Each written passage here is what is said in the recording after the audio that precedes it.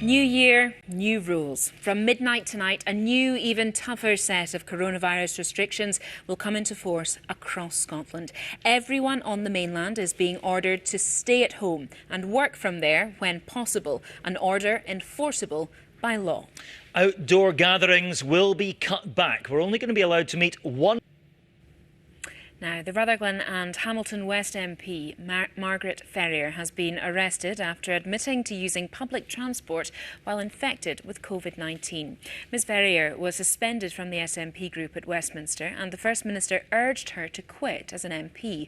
I asked our political editor, Glenn Campbell, how things got to this point. Well, it's taken...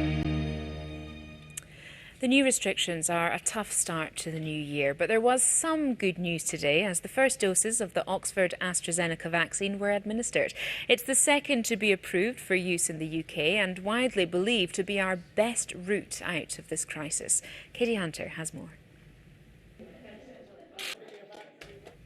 Well, the good news of today's vaccine was somewhat tempered by the severe tightening of restrictions, wasn't it? However, a little earlier, I spoke to Professor Linda Bald, a public health expert at the University of Edinburgh, who said we shouldn't expect to be going in and out of lockdown over the next few months.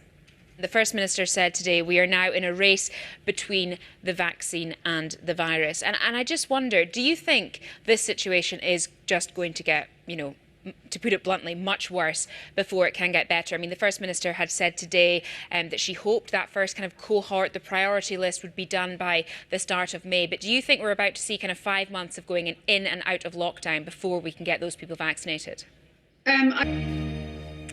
Now, there were widespread predictions of chaos at Britain's borders after Brexit. But on the first working day after the transition period ended, that didn't happen. It was relatively quiet at Dover today, but some people have put that down to fewer lorries heading into the EU rather than a sign of Brexit's success.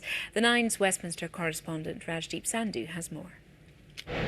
When he was playing rugby, he would just, after a game, be at the rugby club, throwing a few darts, realised he was pretty good at it, only got his tour card in 2014. And now he's world champ. I know. There are some sports that, football and cricket, they have kind of combined skills, or people with good hand-eye coordination, whatever, but rugby and darts is not a combination I would ever... I know, it's not two that you would normally put together, would you? But maybe tells you how long he spent in that rugby club playing darts and probably There's drinking hope a for me. few Yeah, I've pints got a after the games. dartboard in the shed out the back of my house, which gets a pasting over the summer. Well, world champion. Now you know what to do with this lockdown, Martin. Exactly. Dartboard, here I come. There we go. Thank you very much indeed. Thanks, guys. Cheers.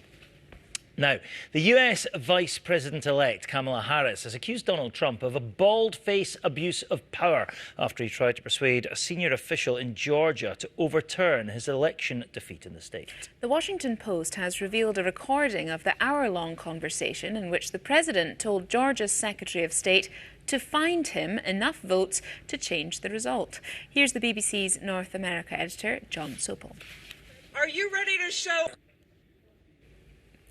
You've been to see the Pandas, Martin? I've never been to see them. Neither have I. We might have missed our chance. That was my alma mater. I used to work at it. You certainly back did. to see the pandas. I tell you what I am fascinated by, though, is the contract that China ties these pandas up with. So we're gifting you a couple of pandas.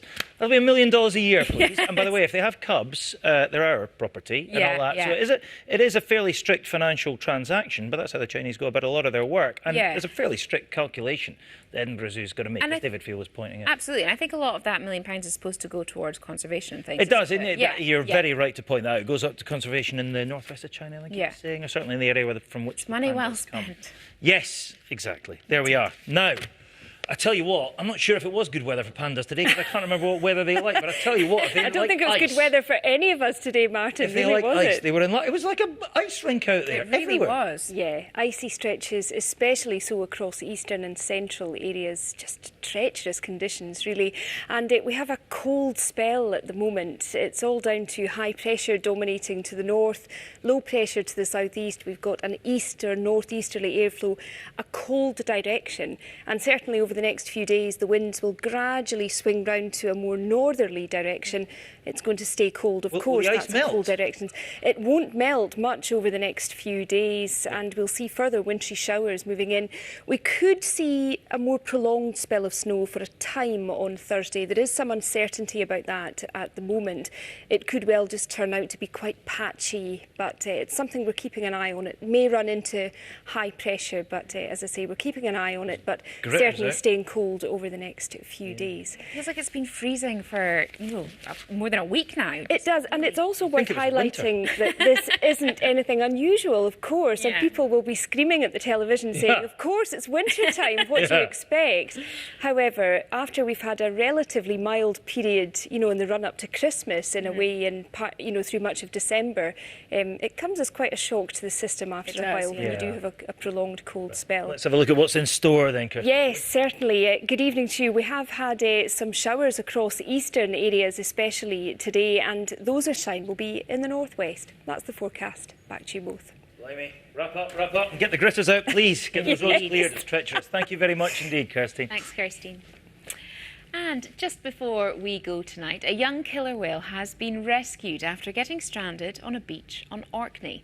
A local marine Orcadian Orca. A happy ending. Thank goodness for that. Struggling for happiness a bit at times. That's it, though, for us for tonight. We're back same time, same place tomorrow. We'll see you then.